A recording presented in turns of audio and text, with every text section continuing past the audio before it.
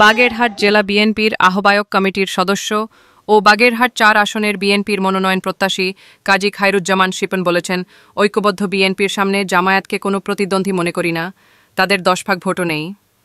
আর NCP যেটা গঠন হয়েছে মানে ন্যাশনাল চিলড্রেন পার্টি, এটাও বিএনপির ধারে কাছে থাকবে না।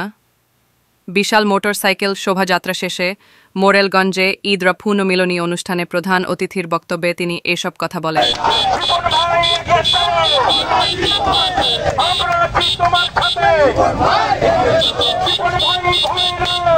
এই সময় জেলা বিএনপির সদস্য সচিব মুজাফফর রহমান আলম, জেলা যুবদলের সাবেক সভাপতি ফকির তারিকুল ইসলাম, মোরেলগঞ্জ উপজেলা বিএনপির আহ্বায়ক শহীদুল হক বাবুল, সদস্য সচিব আব্দুল জব্বার মোল্লা, পৌর বিএনপির সভাপতি শিকদার ফরিদুল ইসলাম, সাধারণ সম্পাদক আসাদুজ্জামান মিলান, যুগ্ম আহ্বায়ক রাসেল আল ইসলাম, আফজাল হোসেন জমাদার, রামচন্দ্রপুর ইউনিয়নের সাবেক চেয়ারম্যান বিএনপি নেতা আতাউর রহমান, শ্রমিক দল সভাপতি মজনু মোল্লা প্রমুখ বক্তব্য দেন। এর আগে মোরেলগঞ্জ উপজেলা ও পৌর বিএনপির আয়োজনে মোরেলগঞ্জ ফেরিঘাট থেকে বিশাল মোটরসাইকেল শোভাযাত্রা সভাস্থলে আসে। শোভাযাত্রায় মোরেলগঞ্জের প্রতিটি ইউনিয়নের নবগঠিত কমিটির সভাপতি সম্পাদক সহ অনন্য নেতৃবৃন্দ যোগ দেয়। পরে দেশ ও জাতির কল্যাণ কামনা করে বিশেষ দোয়া ও তবারক বিতরণ করা হয়। আমাদের সেলিম মোল্লা ও আব্বাস মুন্সি এই ফরিদ মিলনের প্যানেল থেকে জয়যুক্ত হয়েছে, সুতরাং এদের মাথা আর ঠিক নাই। এখন বিভিন্ন প্রভাকাণ্ড ছড়িয়ে আমার হাতকে, আমাদের সদস্য সচিবের হাতকে, তারেক চেয়ারম্যানের হাতকে যাতে একটু দুর্বল করা যায় এই চেষ্টা চালাচ্ছে। ভারপ্রাপ্ত চেয়ারম্যান জননেতা জনাব তারেক রহমানের হাতকে দুর্বল করার লক্ষ্যে এই যে ফ্যাসিস্টের লোকজনদের নিয়ে নতুন ভাবে শুরু করেছে যে তাদের এই একটা কোন একটা পায়তারা, কোন একটা ষড়যন্ত্র তারা লিপ্ত আছে। আমি তাদেরকে বলবো, ভাইরা তোমাদের শুভ বুদ্ধির উদয় হোক, তোমরা আসো, একচলে আসো, ভার্চুয়ালে নয়, একচলে মানুষের পাশে থাকো।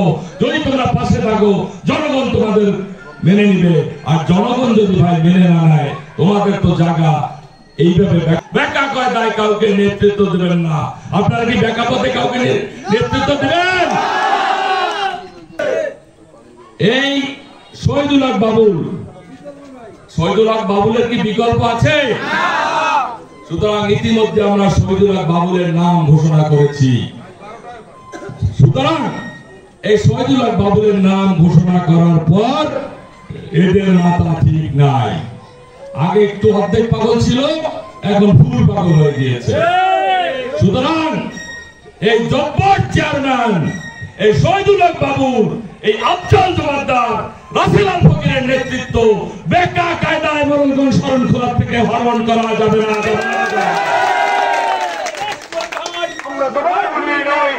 শুভেচ্ছা জানাবার জন্য আসছি। আপনারা এই দীর্ঘ 17টি বছর নয়, দীর্ঘ 40টি বছর আমার প্রাণপ্রিয় ভাই যখন যুব দলের সভাপতি ছিল, আমি তখন খুলনায় রাজনীতি করতাম, উনি তখন আমাকে বলল যে ভাই আসো বাগেরহাটে একসাথে রাজনীতি করি। আমি তৎকালীন সময় ওনার রিকোয়েস্টে প্রথম আমি বাগেরহাটের সদস্য হই। আমি 40 বছর মোরেলগঞ্জ শরণখোলার প্রত্যেকটি মানুষের দ্বারে দ্বারে গিয়েছি।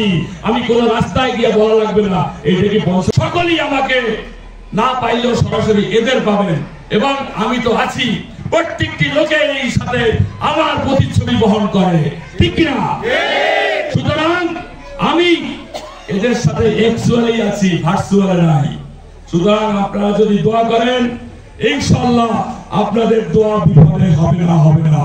আর ভারপ্রাপ্ত চেয়ারম্যান জননেতা জনাব তারেক রহমান কোন অবস্থায় ভুল সিদ্ধান্ত নিবে না, নিবে না, নিবে না।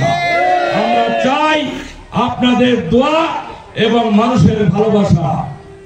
কে কি বললো তাতে কিছু যায় আসে না। আমি জানি কাজ করতে গেলে অনেক দুর্নামের ভাগী হইতে হয়। ইদানিং আপনারা দেখেছেন যে আমাদের ওই তত্ত্বাবধায়ক সরকারের প্রধান উপদেষ্টা সেও বলছে যে গুজব আছে, গুজব চলছে। ইদানিং দেখছেন যে রিজভী ভাই একটি লাইভ করেছে, একটি সাংবাদিকদের স্টেটমেন্ট দিয়েছে।